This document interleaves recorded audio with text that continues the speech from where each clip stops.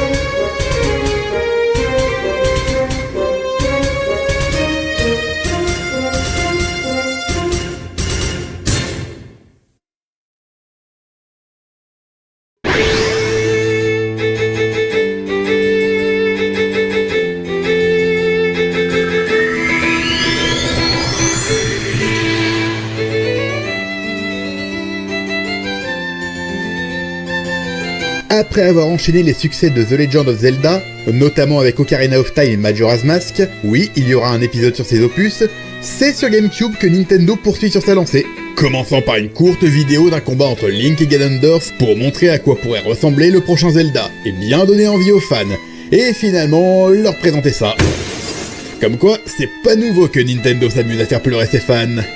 C'est ainsi que va au monde The Legend of Zelda The Wind Waker, premier jeu de la série à intégrer Link sous sa version cartoon, dans un univers tout en cel shading, donnant un aspect dessin animé, et qui fut un succès malgré les réticences initiales des joueurs. L'histoire prend place plusieurs années après les événements de Ocarina of Time, faut peut-être préciser la timeline, non? La chronologie Zelda n'existait pas encore, donc non, pas besoin. Oui et non, il y avait déjà des opus dans la même continuité à l'époque.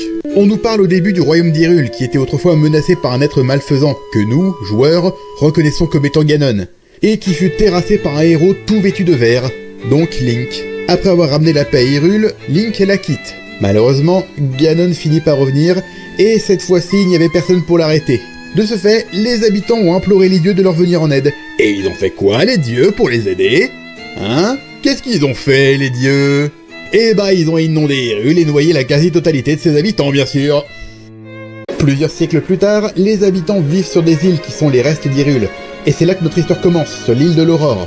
Plus précisément, le jour de l'anniversaire de Link. Bon sang, qu'est-ce qu'on peut s'ennuyer ici? Tenez, regardez comme il a l'air heureux. J'ai envie de mourir, je rentre chez moi. La partie commence et déjà, force est de constater qu'aujourd'hui encore, on se sent vraiment immergé dans un dessin animé.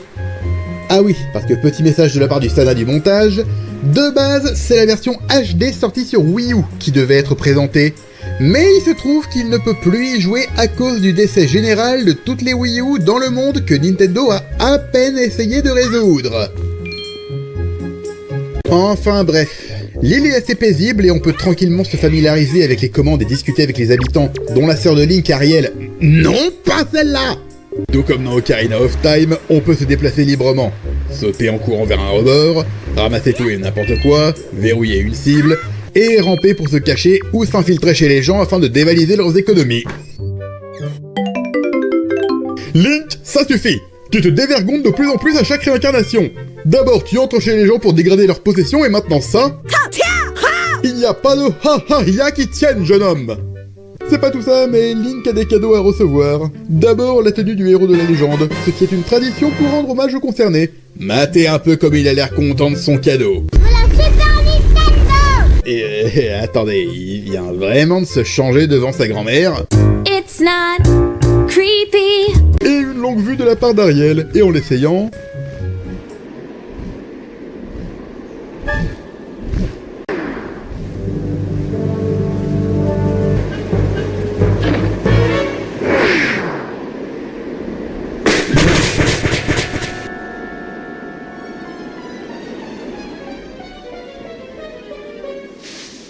Oh non! Un élément perturbateur! Mais pour pénétrer dans la forêt, il nous faut l'épée, qui nous sera remise par cet homme après avoir suivi son entraînement au maniement de la lame. Mais on détaillera le système de combat plus tard. Pour l'heure, direction la forêt pour y sauver la fille pirate, Tetra de son nom, en dégommant quelques monstres. Pourquoi t'es habillé comme les To Be Free? Après quoi, tout est réglé, et Link peut reprendre le cours de sa vie. Mais évidemment que je déconne.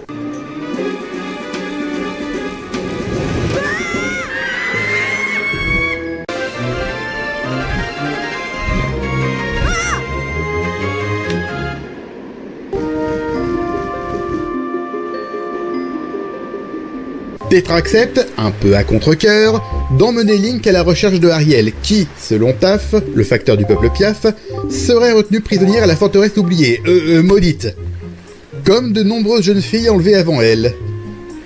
Après avoir été dire au revoir à grand-mère, elle nous remet le bouclier et on est parti.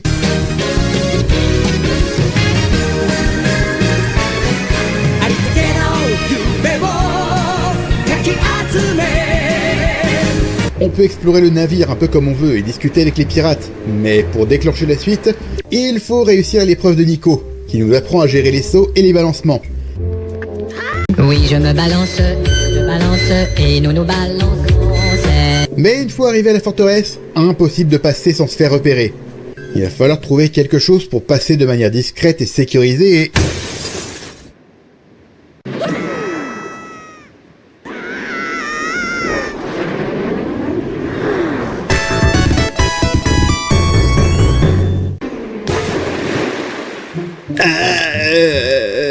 Alors, tout va bien?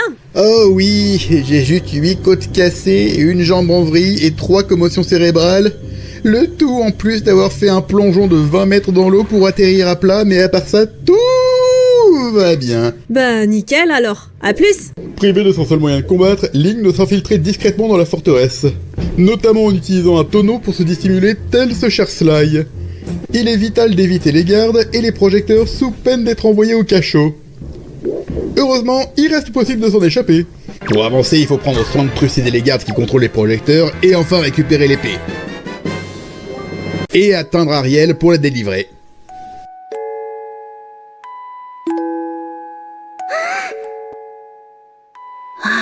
Mais évidemment que je redéconne.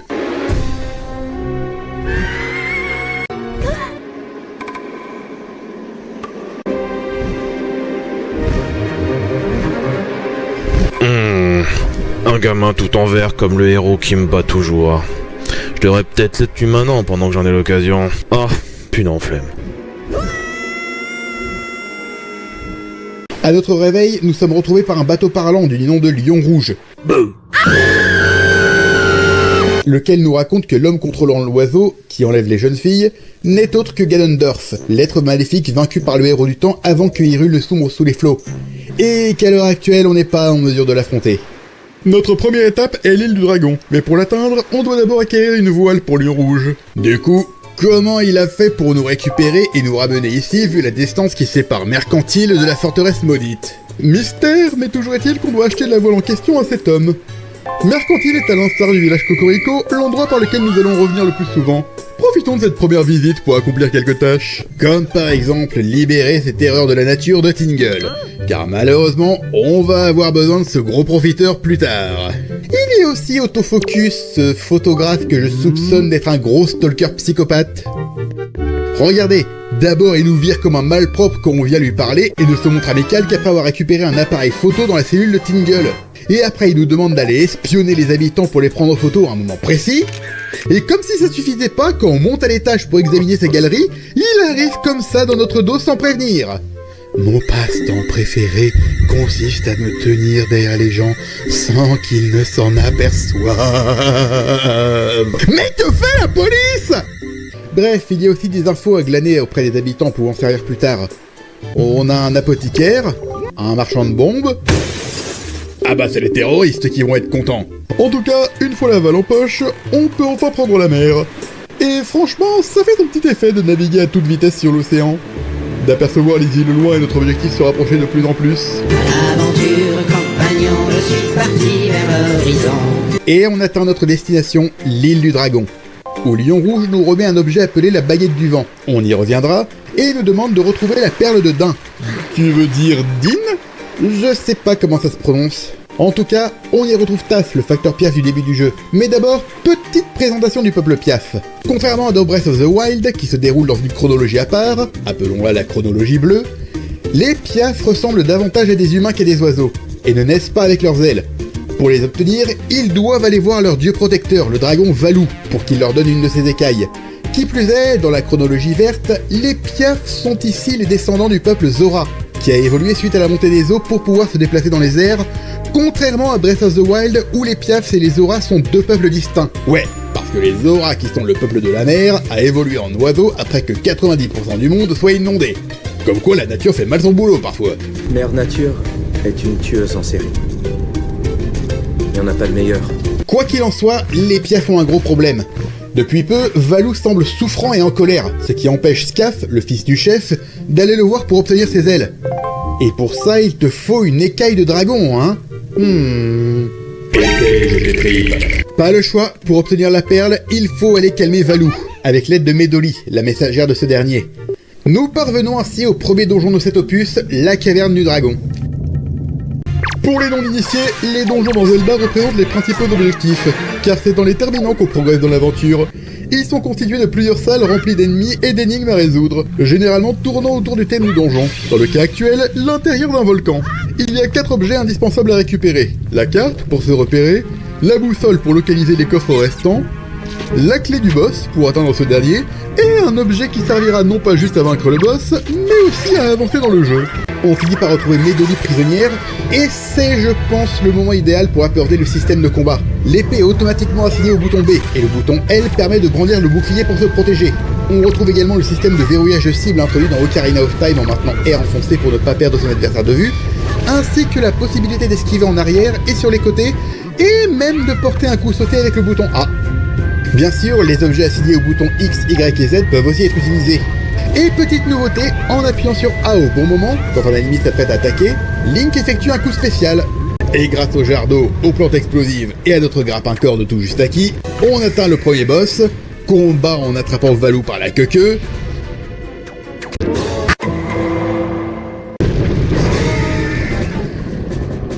Après avoir détruit sa carapace, il suffit de le finir à l'épée. Oui, parce que c'est pour ça que Valou était en colère, parce qu'un gros mille-pattes a coincé sa queue dans de la roche facile à détruire pour un dragon de cette taille. Puis Scaf, inspiré par le courage de Link, nous remercie en nous offrant la perle de Din. Sauf que pour quitter l'île, on a besoin que le vent souffle dans une autre direction. Pour ça, il y a une stèle à l'arrière de l'île, et on peut y apprendre la mélodie du vent grâce à la baguette du vent que Lion Rouge nous a donnée en arrivant.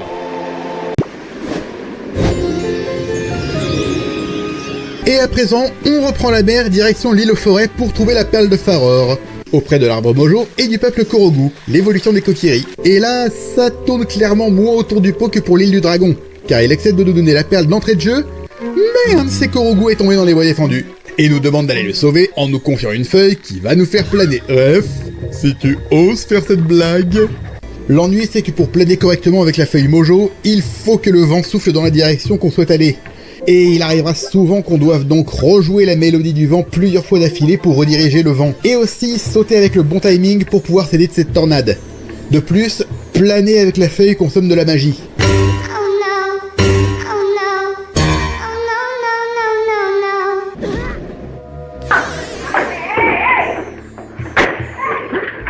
Puis arrivé au second donjon, les bois défendus, où l'utilisation de la feuille sera indispensable pour avancer et activer des mécanismes, et où il faut avancer avec prudence pour éviter les pièges. Et après avoir dégommé une mythe géante, on obtient le boomerang, et direction le boss. Encore une fois, rien de compliqué, on utilise le boomerang pour couper ses lianes, et on le termine à l'épée. Petite anecdote, il est possible de le one-shot en lui versant de l'eau de la forêt. Fatality. Puis l'arbre Mojo nous offre la perle de Farore, après que Dumoria nous a offert un petit concert privé en remerciement.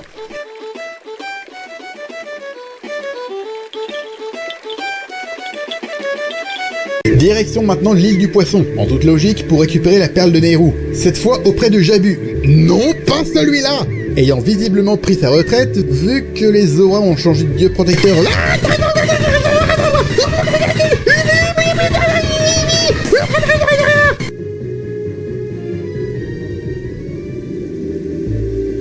J'ai même pas paniqué! Malheureusement, les sbires de Ganon nous ont devancés et ont ravagé l'île. Fort heureusement, Taf nous a averti que Jabu avait eu le temps de s'enfuir pour aller se cacher sur l'île de l'Aurore. Mais pour l'atteindre, on a besoin de bombes. Du coup, direction mercantile pour retourner voir le vendeur de bombes qui a visiblement eu la bonne idée de vouloir faire raquer Tetra et sa bande. Oh mince, je peux pas vous libérer vu que je peux pas utiliser l'épée à l'intérieur des magasins. Oh là là, c'est trop dommage. Enfin bon, on récupère les bombes sur leur bateau. Avant de partir, on fait une halte à l'île de la Grande Fée au nord-est pour avoir la première extension de bourse. Puis on retourne sur l'île de l'Aurore prendre des nouvelles de la grand-mère. Puis on retourne à la forêt pour libérer l'accès à une autre fontaine des fées et avoir la seconde extension de bourse. Comme ça, plus de problèmes de rubis disparaissant de la réalité quand nos poches sont pleines. Et...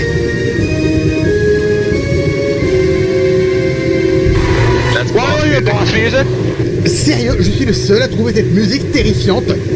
Quand on tombe sur les Octoroks géants ou sur Cyclos, le dieu des tornades, ça me met toujours en panique.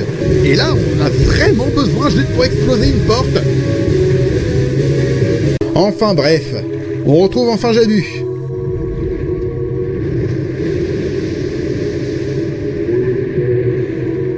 Oh, quelle sardine!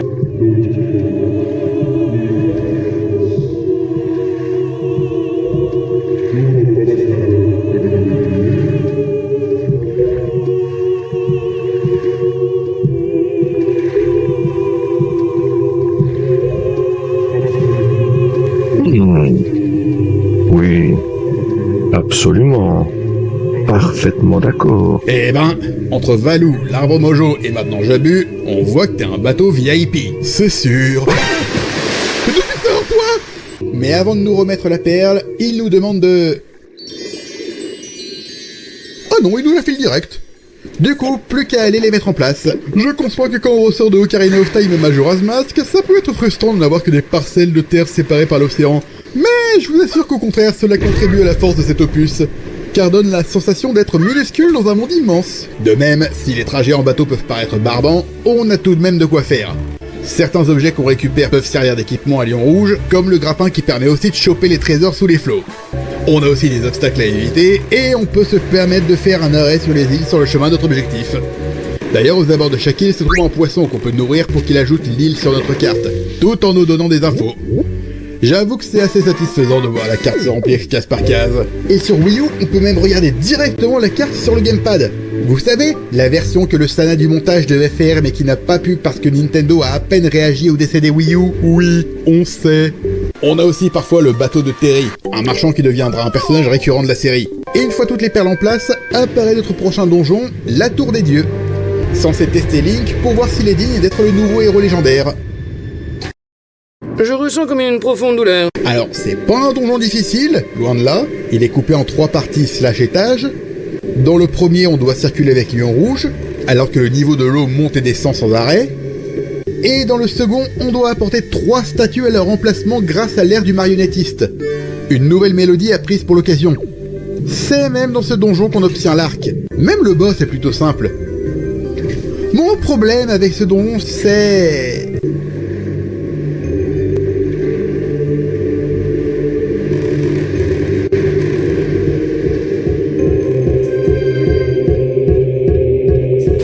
C'est lent. Et en venir à bout, créer un passage menant sous les eaux boueuses et pleines de microbes de l'oubli. Et qu'est-ce qu'on y trouve? Le château d'Hyrule.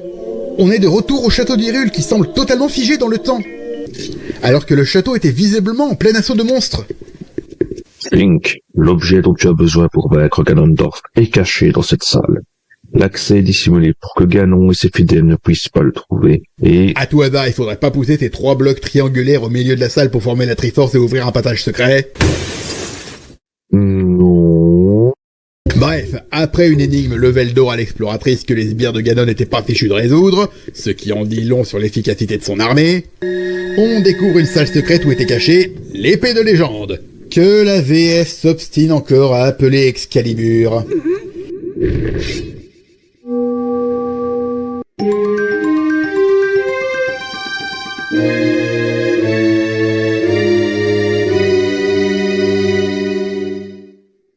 direct, on peut les tester sur les Moblins et les Darknuts du coin. C'est pas Hyrule Warrior, mais presque.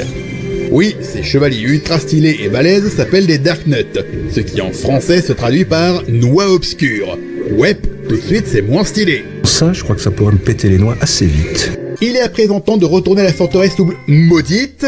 On a fait un peu d'annexe sur le chemin pour récupérer quelques quarts de cœur comme dans tout Zelda qui se respecte. En récupérer 4 donne un cœur en plus à notre santé. Et surtout, on a pu aller régler son compte à Cyclos grâce à l'arc et ainsi apprendre le Requiem des tornades, qui nous permet de nous rendre directement à certaines îles. Une tornade, c'est génial! Nous avons été accueillis à la forteresse par un Ganon spectral pas bien difficile à vaincre.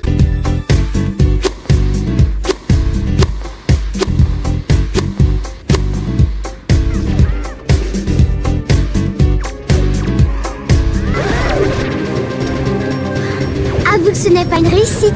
Et pour le reste, c'est juste un kiff de pouvoir tout simplement passer en force en rétamant tous les monstres, contrairement à notre précédente visite où il fallait avancer discrètement tellement on était impuissant. On n'a de ce fait eu aucun mal à atteindre la cellule pour libérer Ariel et les jeunes filles que nos amis pirates emmènent à l'abri. Pendant qu'on règle nos comptes avec ce maudit oiseau. Rien de plus simple, il suffit d'attendre qu'il plante son bec dans le sol pour briser son masque avec le marteau et...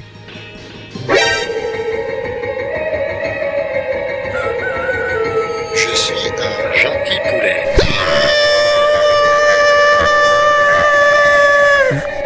Après ça, au tour de Ganondorf. Et j'adore la réaction de Link quand il se retourne vers lui.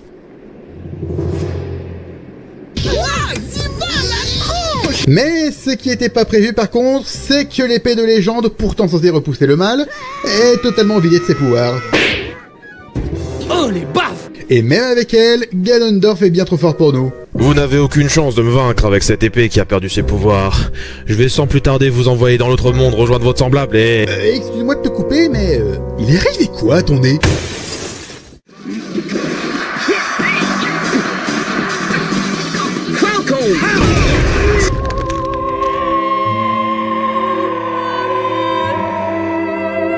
Est-ce que je te demande pourquoi tu continues de revenir me les briser à chacune de mes résurrections de chaque timeline? Heureusement, grâce à l'intervention de Tetra et de nos amis de l'île du Dragon, nous avons réussi à battre en retraite et retourner nous cacher à Hyrule le temps de savoir quoi faire. Et nous étions loin d'imaginer ce que nous allions apprendre sur place de la part de Lion Rouge qui se décide à nous dévoiler ses véritables identités. Le roi d'Hyrule en personne. C'est lui qui nous guide depuis le début à travers Lion Rouge. Et comme si cela ne suffisait pas, même si les plus attentifs ont pu en voir quelques indices par-ci par-là, il nous apprend que Tetra était en réalité la princesse Zelda, ainsi que la détentrice de la Triforce de la Sagesse. En effet, la raison pour laquelle Ganondorf enlevait des jeunes filles partout dans le monde, c'était dans le but de retrouver Zelda, car une fois encore, il a besoin des 3 fragments de la Triforce pour atteindre son but. Il possède déjà le fragment de la Force, et Zelda est en possession de celui de la Sagesse. Et malheureusement, lors de notre courte altercation à la forteresse, il a compris que Tetra était celle qu'il cherchait. Écoutez-moi attentivement. L'épée de légende tire ses pouvoirs des sages prieurs au temple de la terre et du vent. Si elle est vidée de ses pouvoirs, c'est qu'il a dû leur arriver malheur. Nous devons nous y rendre et pour remédier, et aussi retrouver la Triforce de courage. Va-t-on les chercher? Zelda, toi, tu dois rester caché ici. Toute seule, coupée du monde et exposée au moindre danger potentiel. Avec en plus rien pour manger ni boire, et avec de l'oxygène limité, désolé mais c'est foireux comme plan. C'est sûr. On reprend donc la mer à la recherche des temples des sages, profitant des recherches pour faire un peu d'exploration et d'annexe. L'air de rien, notre carte marine se complétait de plus en plus, même s'il y avait pas mal d'îles pas franchement utiles.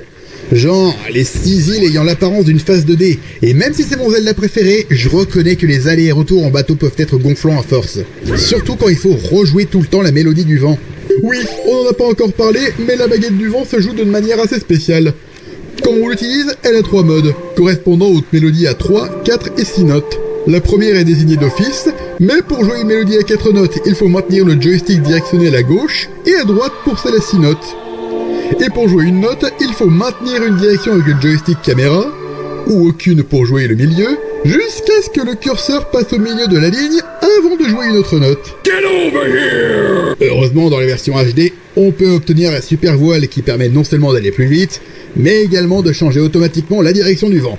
Vous savez, la version que le Sana du montage devait faire mais qui n'a pas pu parce que Nintendo a à peine réagi au décès des Wii U. Oui, on sait. Enfin bref, on est parti à la recherche des îles du vent et de la Terre. Mais évidemment, ça ne pouvait pas être si facile. Le temple de la Terre est bloqué par une énorme tête en pierre, et celui du vent par un gros ventilateur. Aux deux îles, Poiscom nous donne l'emplacement d'une île où on peut trouver de quoi débloquer l'entrée, mais elles sont elles aussi toutes les deux inaccessibles. Fort heureusement, après avoir repris le Requiem des Tornades, et utilisé ce dernier pour nous rendre à l'île la plus proche de la forteresse maudite, nous avons découvert la fontaine de la Reine des Fées qui nous a demandé de revenir plus tard. C'est justement le moment d'y retourner pour obtenir les flèches de feu et de glace. Pourquoi ne pas nous les avoir données dès notre première visite? Mystère. Le mystère, c'est surtout sa ressemblance avec Faye. Attendez, il y a quand même un air de famille, non? Toujours est-il que grâce à elle, on peut visiter les deux îles pour récupérer les bottes de plomb et les bracelets de puissance. Donc, première étape, l'île de la Terre. Après avoir libéré le passage, on arrive à un autre cul-de-sac. Mais après avoir appris la mélodie gravée sur la stèle, on rencontre le fantôme de Laruto, du peuple Zora, sage de la Terre. Hélas, les craintes de Lion Rouge étaient fondées. Ganondorf a de ses propres mains assassiné les sages qui priaient pour maintenir les pouvoirs de l'épée de légende. Mais tout n'est pas perdu. Laruto nous explique que si nous jouons la mélodie à sa descendante, laquelle doit posséder le même instrument qu'elle, elle deviendra la nouvelle sage. Et en toute logique, c'est chez les Piafs qu'on doit se rendre. Et il suffit de suivre le son de la harpe pour arriver à nul autre que Medoli.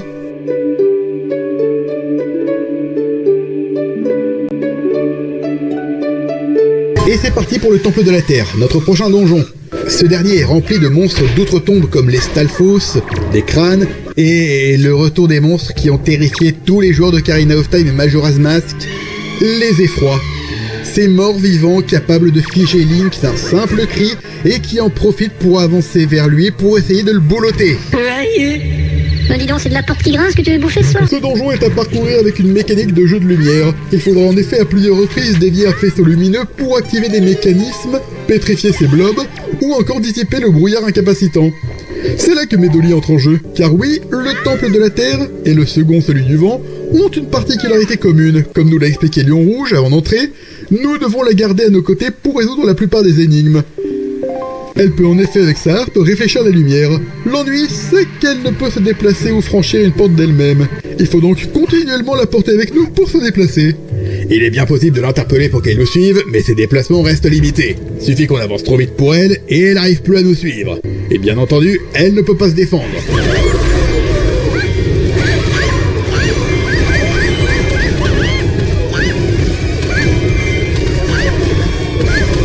C'est donc à nous de la protéger des ennemis, de quoi vous rappeler les heures les plus sombres de Resident Evil 4. Pour qu'elle agisse plus efficacement, Link peut utiliser l'hymne du marionnettiste appris à la Tour des Dieux pour prendre le contrôle de son corps et ainsi la faire se déplacer et agir comme il le souhaite et... Attendez, dit comme ça sonne terriblement malsain. Attends, t'es en train de nous dire qu'avec sa baguette, Link peut manipuler n'importe qui totalement contre sa volonté? Oui, bien sûr. Quoi cette question? Et en parcourant le donjon, on finit par obtenir le bouclier miroir qui nous permet nous aussi de dévier la lumière et ainsi avec l'aide de Medoli atteindre le boss. Un fantôme qu'il faut éclairer pour rendre tangible et ensuite balancer sur les pics pour le séparer en plusieurs petits fantômes à détruire. C'est marrant, ça me rappelle un autre boss d'un autre jeu GameCube. Mais du coup, c'était plus le temple de l'ombre que le temple de la terre, non? C'est vrai.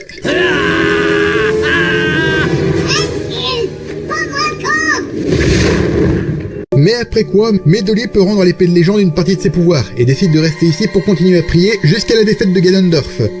Toute seule, coupée du monde et exposée au moindre danger potentiel, décidément. Sans perdre de temps, on enchaîne avec le Temple du Vent. Une fois de plus, on y rencontre l'esprit de l'ancien sage, Fado, du peuple Kokiri. Et une fois de plus, on doit trouver son descendant possédant le même instrument que lui pour lui jouer la mélodie qu'on vient d'apprendre et l'éveiller au rang de sage. Cette fois, pas besoin de se creuser les méninges, car on reconnaît bien le violon de Dumoria. Étrange. De quoi? Eh bien, le sage de la Terre est une fille oiseau, et le sage du vent est un garçon plante. L'inverse n'aurait pas été plus logique? Maintenant que tu le dis, moi c'est pas ça qui me choque. Comment Fado peut-il avoir une descendance, alors que la particularité des Kokiri, c'est qu'ils restent enfants toute leur vie? Je dois vraiment expliquer le concept de la puberté dans cette... Non, pas besoin, je t'assure. Le Temple du Vent suit la même mécanique de coopération que celui de la Terre, et autant ce dernier était plus facile que dans mes souvenirs, autant celui-là j'avais oublié à quel point il était gonflant. Comme on pouvait s'y attendre, il faut jouer avec le vent pour avancer et résoudre des énigmes. On finit d'ailleurs par se retrouver le grappin chêne, mais Dumoria réussit l'exploit d'être encore moins dégourdi que Medoli. Au lieu de réfléchir à la lumière, il fait pousser des arbres, il peut voler aussi, mais moins maniable. Il y a même toute une partie du donjon où il est emprisonné. Et il faut en plus des ennemis le protéger d'absolument tous les pièges du donjon. Mention spéciale à cette salle juste avant la porte du boss où il faut pousser les blocs pour le protéger à la fois du vent et des lames circulaires. J'aurais mieux fait de rester au lit, donjon où il est pourri. Et à terme affronter... l'âne molasse ? Scorn ? Non, Moldira, mais le principe est le... Bien tenté, mais on a déjà fait cette blague dans A Link to the Past. Une fois vaincu, Dumoria prit à son tour et l'épée de légende retrouve enfin ses pleins pouvoirs. Par le pouvoir du crâne ancestral, je détiens la force toute puissante. On arrive ensuite à l'une des quêtes de la série Zelda, les plus détestées des joueurs. La quête des fragments de la Triforce. Car oui, pour rappel, il nous manque encore une partie de la Triforce, celle du courage qui revient à Link. Fragment qui est lui-même divisé en 8 fragments. Alors sur le papier, je trouve qu'elle est bien cette quête, justement pour son côté chasse au trésor. Mais je vais vous expliquer étape par étape. Étape 1. À ce moment-là, on reçoit par courrier la super carte par Tingle. Cette dernière indique l'emplacement des 8 cartes indiquant la position d'un fragment. Rien de bien difficile, on va sur chacune de ces îles pour en réussir les épreuves et ainsi obtenir chacune des cartes. Pour l'une d'elles en revanche, il vous faudra faire une quête censée être annexe. Étape 2. L'enseignante de Mercantile est la propriétaire de la villa dans laquelle se trouve l'une des cartes, et on ne peut pas entrer à l'intérieur. Pour en obtenir le droit de propriété, il faut s'emparer de 20 pendentifs du bonheur pour les échanger à la madame. Une fois cela fait, il faut présenter le titre de propriété, débloquer le passage dans la cheminée, et entrer dans les sous-sols de la villa. Un vrai labyrinthe, soyez en passant. Il ne manquerait plus qu'elle y ait planqué des cadavres et... Mais il y a une autre carte encore manquante car change sans arrêt d'emplacement car se trouve à bord du fameux navire fantôme. Étape 3.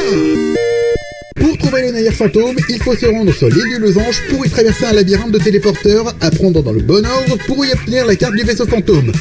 Afin de pouvoir voir son emplacement sur la carte la nuit et pour pouvoir l'aborder sans qu'il disparaisse. Reste plus qu'à l'aborder, tabasser tout le monde et la récupérer.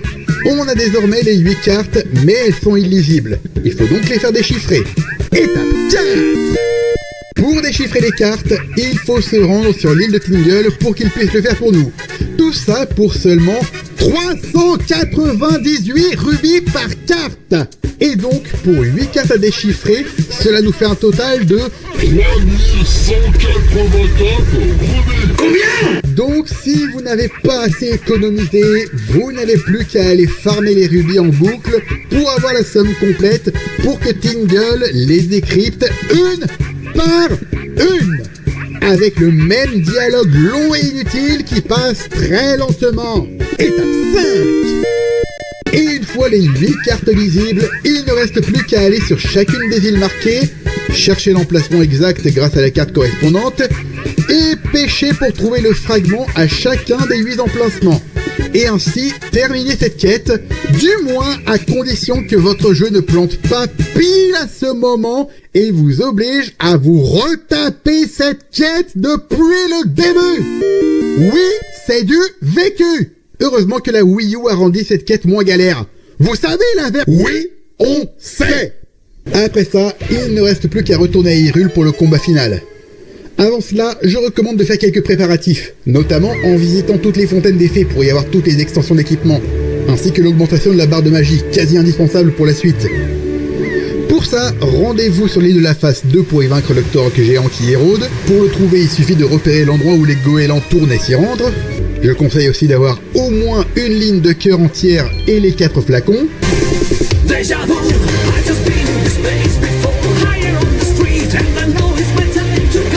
La troisième est à obtenir en suivant discrètement cette fille la nuit à Mercantile. Et la dernière est à acheter à Terry pour 500 rubis. Ouais, 500 balles pour une bouteille vide. Une fois que vous êtes prêts, il est temps de repartir à Hyrule, mais hélas, Ganondorf a pris les devants et a déjà enlevé Zelda. Il est désormais en possession de 2 des fragments de la Triforce. Allez, pas de temps à perdre, c'est la dernière ligne droite. Eh, Zaggy? Et encore ce taré encapuchonné. Reviens, espèce de... Zaggy, ça va? Ouais, j'ai connu pire. Ce gars m'a eu par surprise. Mais qu'est-ce que tu fais là? Mais c'est à moi de vous demander ça. Bon, on parlera de ça plus tard. Et il est temps de briser la barrière entourant le château pour traverser la route. Ça fait quand même un pincement au cœur de repasser par la plaine d'Hyrule, ou du moins ce qu'il en reste. Et on atteint le dernier donjon, la tour de Ganon. La première partie consiste à traverser des petites salles reprenant les mécaniques des précédents donjons, excepté la tour des dieux et la forteresse maudite. Chacun d'eux se terminant par un match retour contre le boss en question. Ouais, Ganondorf ressuscite, même pas son oiseau ne serait-ce que pour l'utiliser comme chair à canon. Bon après, c'est pas comme si c'était des boss tellement faciles qu'il est quasiment impossible de perdre contre eux dès qu'on connaît le moyen de les atteindre et qu'on a de toute façon l'épée de légende au niveau maximum. Après ça, le passage est ouvert et... ouch. Bon, attends-nous ici. T'es clairement pas en état de continuer. Je prends le relais. Cette partie peut être assez casse-tête. Il s'agit dans un premier temps de faire venir Lion Rouge à nous en résolvant une énigme pas bien difficile afin de regagner la surface si nécessaire. C'est ensuite que ça se complique. Ganon Spectral est de retour pour un ultime affrontement et à chaque fois qu'il est vaincu, il laisse son épée derrière lui et en sortant de la salle, on se retrouve renvoyé à l'entrée. C'est bel et bien une nouvelle énigme. La stèle ici nous indique que l'épée une fois à terre indique le chemin à suivre. Sauf que cet indice est trompeur. Car on va en toute logique suivre le chemin indiqué par la lame et malgré tout, on se retrouve à revenir sans arrêt à l'entrée. Ce n'est en effet pas la lame, mais le manche qu'il faut suivre. Chaque salle nous confronte de nouveau à Ganon Spectral, qui a clairement plus de répondants qu'à la forteresse maudite. Mais à force d'aller de salle en salle, on finit par obtenir les flèches de lumière qui, lors d'un dernier face-à-face, nous permet d'en venir à bout. Et ce, définitivement cette fois. Il va utiliser la technique de pulvérisation par la lumière.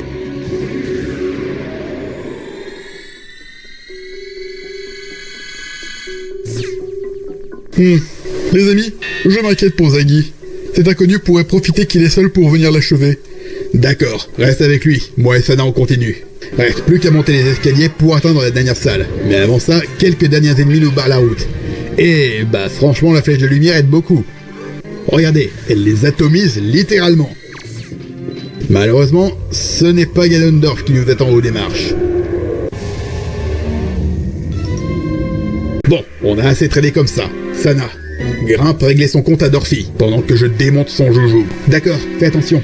Voici le boss le plus difficile du jeu, Puppet Ganon.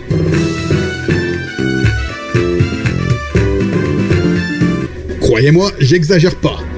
Pour le vaincre, il faut frapper cette sphère au bout de sa queue avec une flèche de lumière. Mais comme il bouge sans arrêt, c'est quasiment impossible de l'atteindre. Le mieux est d'utiliser le boomerang pour couper ses fils et se dépêcher de tirer sur la sphère avant qu'il réapparaisse. Et...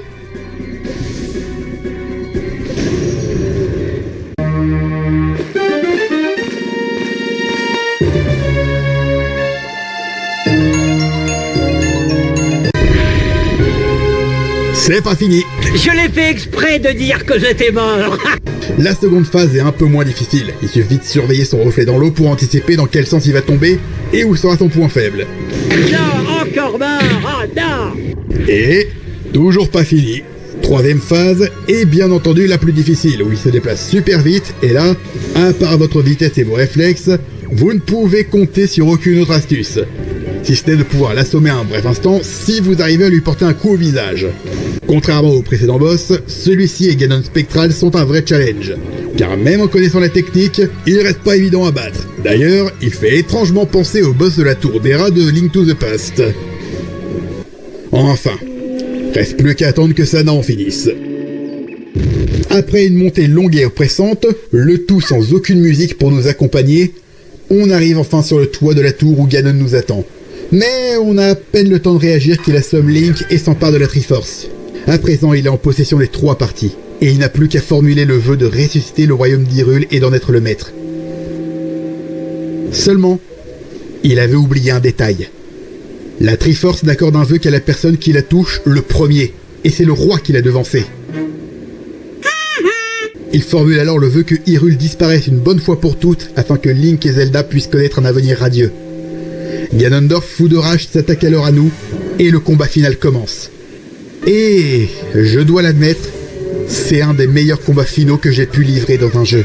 Tout est parfait dans ce combat. La musique, Ganondorf qui met à l'épreuve toute notre maîtrise de l'épée accumulée au fil de l'aventure, Zelda qui, pour la toute première fois, participe au combat final aux côtés de Link à l'aide de l'arc et des flèches de lumière, et la mise en scène avec la mer qui s'abat sur Hyrule tout autour de nous. Le combat fut difficile, éprouvant. Ganondorf encaisse nos coups les uns après les autres, semblant inarrêtable. Plus le combat durait, plus il nous anticipait et paraissait intouchable. Mais nous avons tenu bon. Et à la suite d'un assaut coordonné, et en unissant nos forces, c'était enfin terminé. Ganondorf était scellé à nouveau, et cette fois pour de bon. Mais il ne restait plus beaucoup de temps avant que Hyrule disparaisse à tout jamais. Le roi étant à présent avec Ganondorf le dernier vestige d'une ère révolue, décide alors de nous renvoyer à la surface afin que nous puissions poursuivre notre route. Mais si Ganondorf, lui, disparaît avec Hyrule, à force d'avoir voulu à tout prix la ramener telle qu'elle était autrefois, c'est par choix que le roi décide de disparaître avec son royaume, et de laisser place à la nouvelle génération, après avoir dit adieu à Link qui l'a guidé pendant toute son aventure.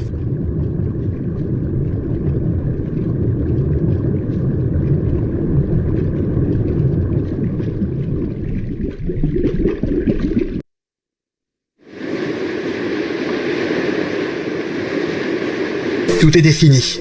Link et Tetra regagnèrent la surface pour y retrouver famille et amis, mais leur aventure ne s'arrête pas là. À présent, ils partent pour un long voyage à la recherche d'une terre sur laquelle bâtir une toute nouvelle Hyrule. Et ça, c'est une autre histoire. Ouais, et dommage que Link se débarrasse de Lion Rouge en cours de route. C'est pas comme si c'était le souvenir de quelqu'un d'important pour lui.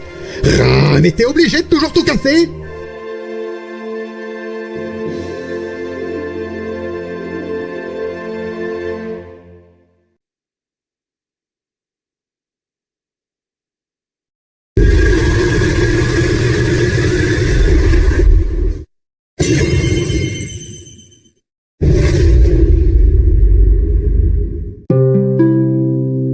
Legend of Zelda offre toujours une épopée et un dénouement mémorable, et Wind Waker ne fait pas exception à la règle. Même s'il n'est pas parfait, il est encore aujourd'hui un des opus les plus cultes de la franchise. J'ai dit que c'était mon opus favori de la série, mais honnêtement, même moi je ne saurais mettre le doigt sur la raison. Peut-être est-ce un amalgame de plusieurs points. Jamais je ne me suis senti aussi proche de Link que dans cet opus. Ce dernier n'a jamais été aussi expressif, et on n'a plus que jamais la sensation de vivre l'aventure à travers lui ou à ses côtés. Découvrir un monde immense en dessinant nous-mêmes notre carte, même si je reconnais que la plupart des îles font surtout office de remplissage. Voyager avec Lion Rouge, qui est encore aujourd'hui mon personnage préféré parmi les compagnons de Link. Je n'ai évidemment pas tout évoqué, il y a pas mal d'autres quêtes annexes, et même un New Game Plus qui permet de faire tout le jeu en pyjama, et de démarrer directement avec l'appareil photo à couleur. Normalement à obtenir dans une quête annexe, ce qui permet de commencer direct la quête des figurines en apportant aux fabricants de l'île aux forêts des photos couleurs des personnages ennemis et boss. Ce qui, je vous l'accorde, doit faire un peu bizarre. Photo Il est droit à l'image, tu connais. En fait, il y a tellement de raisons possibles et franchement, je ne suis pas certain de pouvoir toutes les lister. Et de toute façon, presque tous les Zelda m'ont donné cette sensation. Oui, presque. Désolé, je fais partie de ceux qui ont été déçus par Tears of the Kingdom. D'ailleurs, en fait, j'ai presque envie de dire que Wind Waker est mon Zelda préféré parce que c'est Wind Waker. Tout simplement.